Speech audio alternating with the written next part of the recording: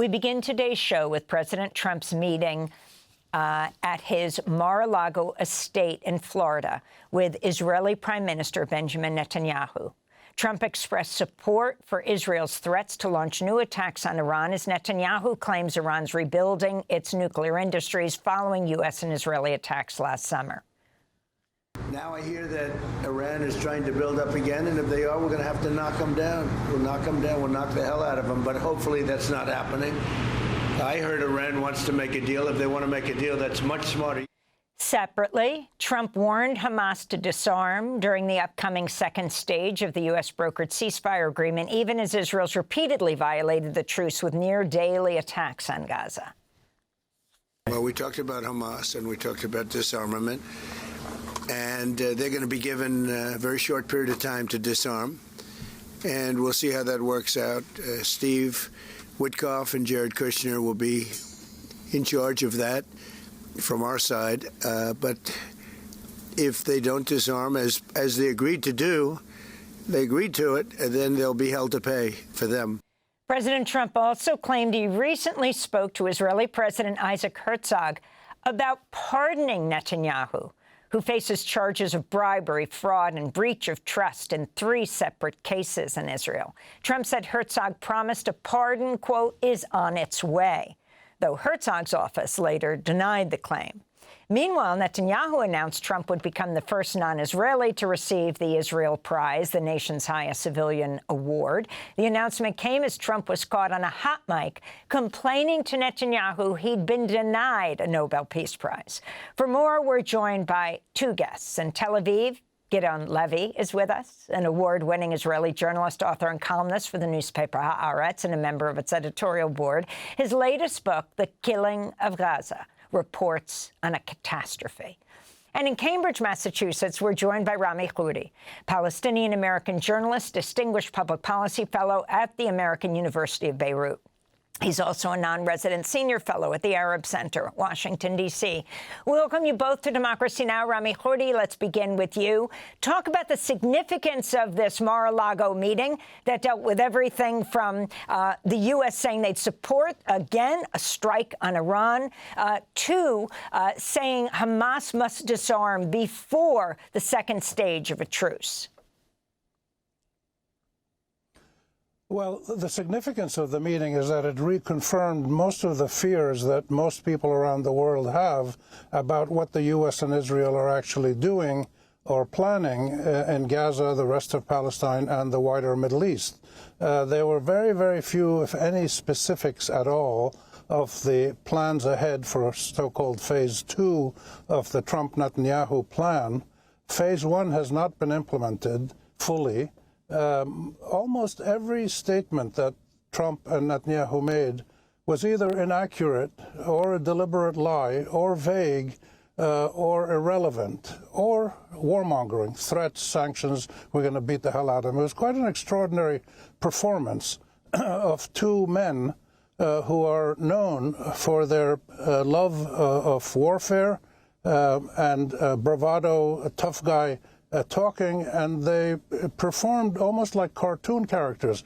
We're going to beat the hell out of them if they don't do this, they're going to this and that, and with very, very few, if any, really no specifics whatsoever.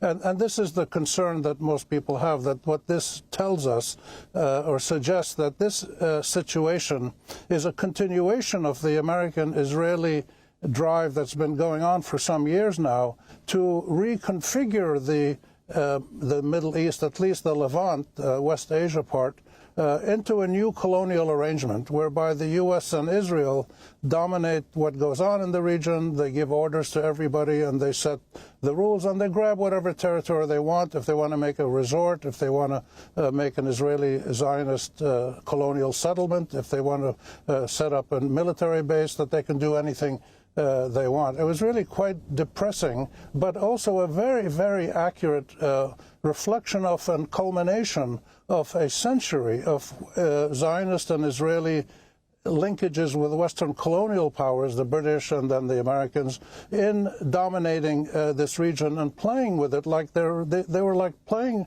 a game that was a combination of monopoly and risk, that you move people around, you buy this, you set up a hotel, you have a beach resort here, investment there. So it was quite distressing, but an accurate reflection of where we are in the world. And Rami Khouri, during the press conference, Trump claimed that Israel was abiding by the ceasefire, despite the fact that over 400 Palestinians have been killed since the ceasefire was agreed to. Your response to this claim? Well, this is a reflection of what I said, that almost every statement that Trump or Netanyahu made is either an outright lie or an exaggeration or a diversion. It's not accurate. It's not the truth. The truth is that maybe 10, 15% of what they agreed on in the phase one of the plan has been implemented. The Israelis are killing, bombing, attacking, starving. They now have a new weapon, which is to freeze babies to death. Palestinian babies are dying by freezing, 1 year old, 1 week old, 2 week old babies. And this follows the last 2 years where Israel has killed Palestinian babies in Gaza with starvation, with bomb attacks, with fires, with lack of medicine, with lack of water, lack of food. It's unbelievable what is happening, and it's continuing. And this is part of the problem that the American president, at least for now, we don't know if his position is going to stick. He's very erratic, mercurial. He could change. And maybe there's stuff going on behind the scenes that we don't know. But from what he says, he's fully supporting whatever Israel wants to do in continuing its genocide and possibly even following Israel into Syria, Lebanon, and Iran. I also wanted to ask you, in flying to the United States, Netanyahu's aircraft, according to flight tracking data, crossed Greek, Italian, and French airspace. All three of those nations are signatories to the Rome Statute, which obliged them to arrest Netanyahu because of his outstanding arrest warrant from the International Criminal Court for war crimes. Your response to this failure of these European countries to act? Well, this raises another really important and distressing factor of issue that's going on now, has been for some years, which is the Israeli-driven American collusion in shredding not just Palestinian babies and tents and homes in Palestine, but shredding international law and existing conventions on war crimes, human rights, sovereignty. So the Israelis basically say, we don't, these rules of law, rules of war, the International Criminal Court, all these things, they don't apply to Israel. We're exempt from all this. And the Americans seem, the president at least, seems to go along with this. And this is troubling, but it's a sign that the Arab-Israeli or the Palestinian-Zionist conflict is now expanding because Israel is pushing policies all around the world that protect it and favor it, and are now impinging on fundamental rights, not only of states around the world, but individual rights. For instance, in the U.S., it's very difficult to teach a course on Palestinian-Israeli history or Palestinian resistance, as it used to be very routine, but now you can't do it. So public libraries are being restricted in what they can do. Media is being restricted to a large extent, the mainstream media. And this is another factor that law doesn't matter anymore. We're into a lawless world, which is really taking us into the new phase of colonialism, as I described it. Let's bring Gideon Levy into this conversation, the award-winning Israeli journalist on the editorial board of the newspaper Haaretz. Can you talk about the significance of this meeting at Mar-a-Lago, Netanyahu's fifth, what it means with the threat to Hamas, and then also this whole issue of Trump saying he spoke to the Israeli president, he's going to be giving Netanyahu a pardon, and then the president's office in Israel saying that wasn't true? It's very hard, Amy, to speak about the significance of a meeting in which what you got was only warm air, all kind of cliches, all kind of threats, things which are, as Rami rightly said, things which are totally disconnected with reality, and you don't know to find yourself there. I agree almost to everything that Rami said, except of one thing. It was not a two-man show. In this case, it was a one-man show because Netanyahu was absent yesterday. It was all about Donald Trump. And Donald Trump presents himself as someone who promises the sky, who has no demands from Israel whatsoever. This was really outrageous. They should do this, and they should do this, and they should do this.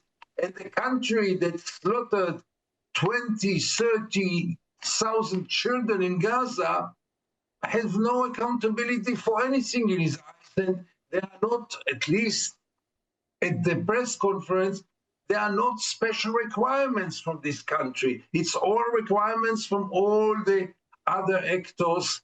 And this by itself is outrageous. And then comes another point, obviously, that by the end of the day, they are coming from two different schools.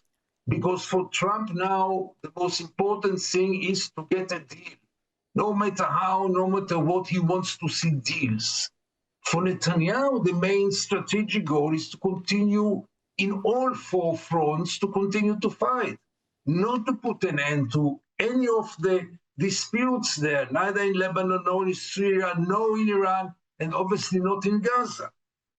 Trump doesn't speak about redeployment and taking out the Israeli troops from Gaza. I mean, that's a core issue. What about it?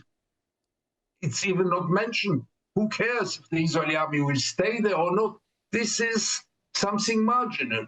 And then came obviously this unbelievable intervention in a sovereign other country, in the legal system of a sovereign other country.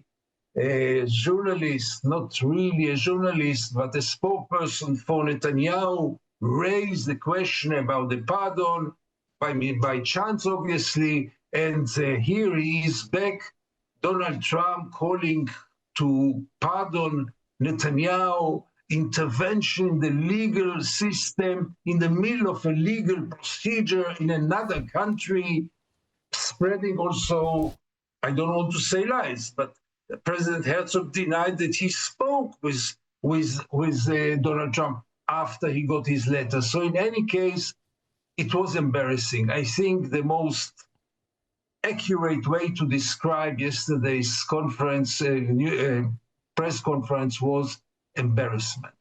I also wanted to ask you, Gideon, about Israel becoming the first country in the world to recognize Somaliland, the breakaway region of Somalia, as an independent state, coming as other countries refused to recognize it. And today, large protests took place across Somalia. This is Somalia's UN Ambassador Abu Bakr Dahir Osman addressing the UN Security Council Monday during a special meeting on the issue. A3+ unequivocally reject any steps aimed at advancing this objective, including any attempt by Israel to relocate the Palestinian population from Gaza to northwestern region of Somalia. This action is not only unlawful, but is morally reprehensible. So, Gideon Levy of Haaretz, can you talk about the significance of Israel becoming the sole nation to recognize Somaliland and this reference to using it to for Palestinians to be sent there? It's funny and ironic that the only country in the world, except of the United States, which opposes any kind of recognition in a Palestinian state, in the rights of the Palestinian people, and so forth, is now the only country which recognizes some other entity which nobody knows exactly to describe, and nobody knows exactly what is the nature of this country and where are they aiming. Israel as a pariah state is functioning in recent years with total ignoring of the international community. No matter what the international community says, no matter what are the resolutions, Israel is playing as if it is the only international actor. And therefore, Sure, go ahead. No, it's back on the West Bank. Gideon, Yes. I wanted to just break in to ask you about the death of Mohammad Bakri. You wrote a piece for Haaretz. Israel crushed Mohammad Bakri for daring to express Palestinian pain as it is.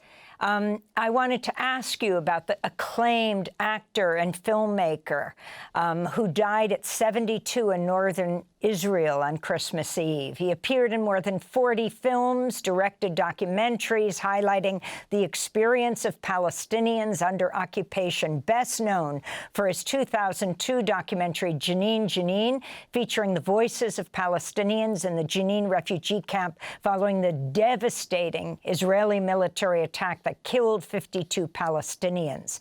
In 2007, Mohammad Bakri spoke to Democracy Now! About interviewing survivors of the Jenin massacre.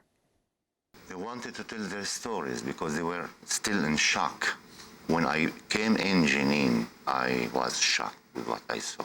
I couldn't think, I couldn't feel. I was really just humiliated as a human being, not as a Palestinian, not as a director, not as an actor, just as a human. How come people can do such things like that in the camp? Gideon Levy, if you can talk about the significance of Mohammad Bakri, you wrote about him. You were there for the ceremony with his sons, who are also actors like him. Describe what it was like. First of all, on a personal level, I can't tell you how much I loved him. We spent so much time together, including, by the way, in New York, because he used to come almost every year to the Israeli Film Festival in the JCC in Manhattan. And we used to meet there from time to time. And in any place he went, and whatever he did, he was, on one hand, a cultural icon, a brave Palestinian patriot. On the other hand, another typical victim of the Zionist or Jewish or Israeli machinery, which totally crashed his life and his career. His film, Jenin, Jenin, which was a heartbreaking film about a heartbreaking reality in this refugee camp of Jenin, maybe the most courageous refugee camp in the West Bank, and the most devoted one. His film was an authentic expression of the pain of those people. I used to be there so many times in this refugee camp, and I can tell you that what he showed was the real pain of those people. But Israel is not ready to listen to any other pain except of the Israeli pain, obviously.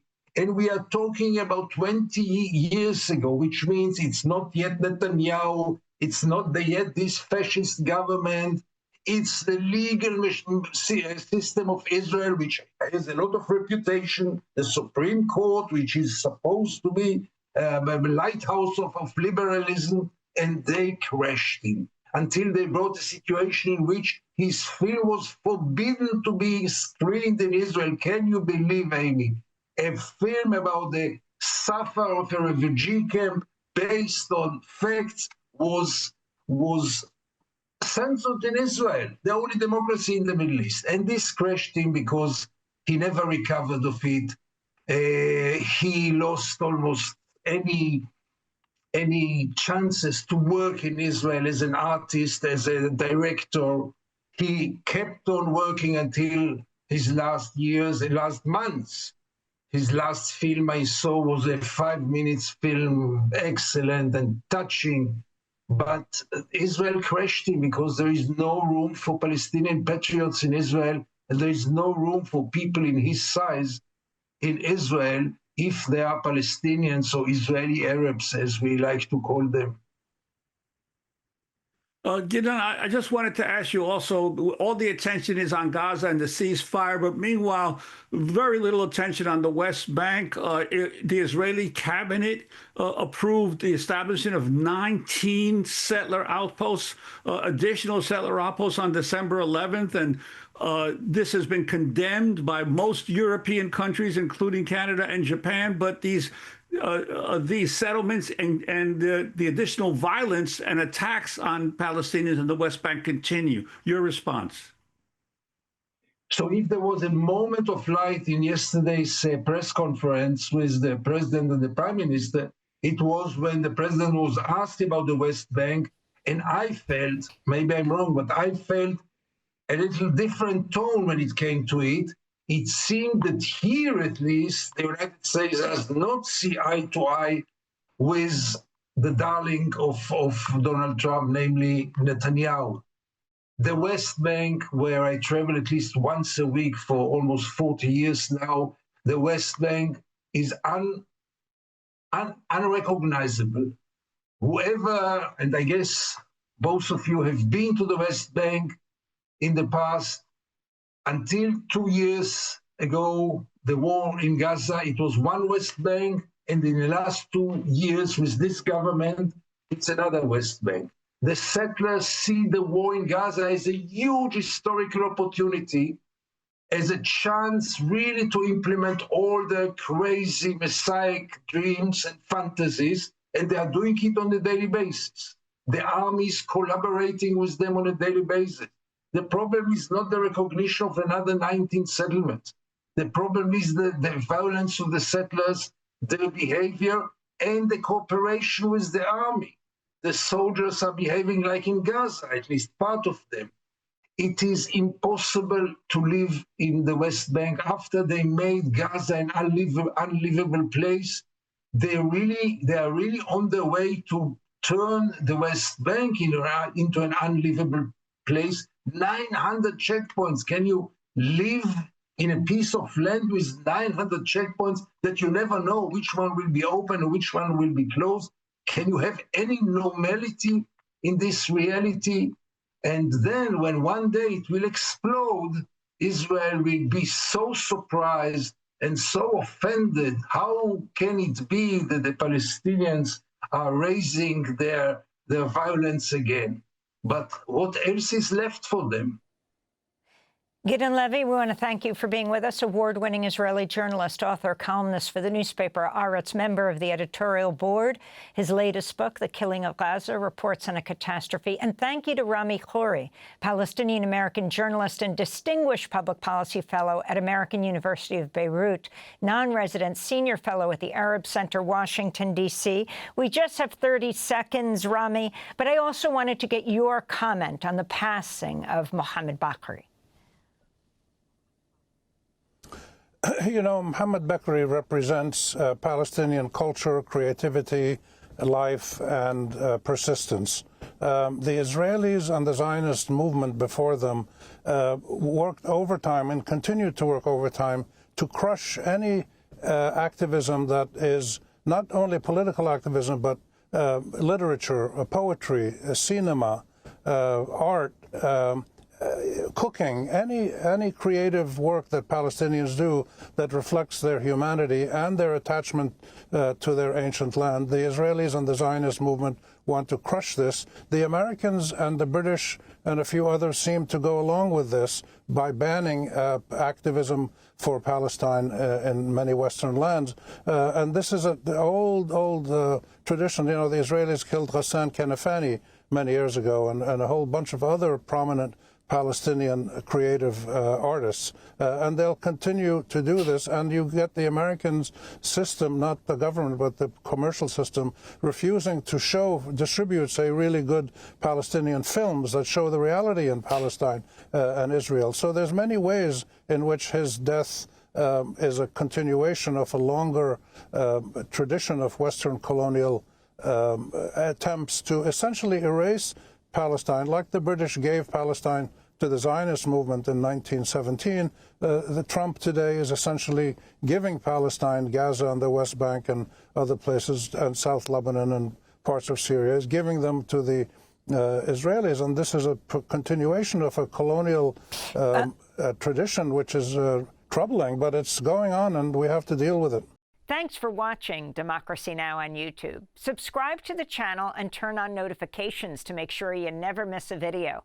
And for more of our audience-supported journalism, go to democracynow.org, where you can download our news app, sign up for our newsletter, subscribe to the daily podcast, and so much more.